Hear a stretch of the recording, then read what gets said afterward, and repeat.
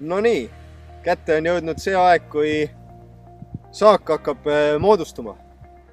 Lipuleht on korralikult välja rullunud, lipuleht on lopsakas, tugev, roheline. See T2 fungitsiidi pritsering on nisude puhul kõige olulisem.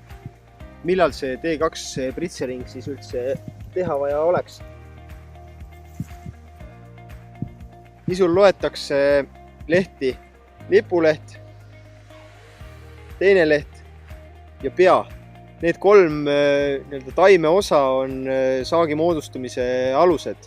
Siin toimub fotosüntees, taimemahlad liiguvad, saab toitaineid ja siin pannakse paika lõppkokkuvõttes saak. Neid taimeosasi, lipulehte, pead ja teist lehte on vaja võimalikult hästi kaitsta ja neid võimalikult pikalt hoida rohelisena.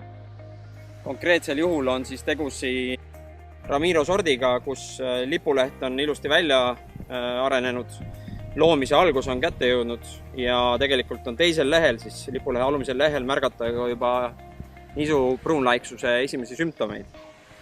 Siia alla esimeseks pritsimiseks tehti Capalo 0,75 liitrit, aga loomulikult see ei saa kaitsta taimeosi, mida selleks hetkeks veel ei olnud arenenud.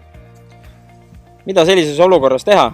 Kõige mõistlikum on kasutada efektiivseid fungitsiide, näiteks Viverda või Belsuper 1 liitriga hektarile ja uutematest meie toodetest ka Librax 1 liiter hektarile. Pritsimine tulekski nüüd ajastada juba varsti, sest et mida me tahame teha on kaitsta loomisjärgus pead, lipulehte ja teist lehte, sest need 3 taime osa aitavad moodustuda saagil. BASF. We create chemistry.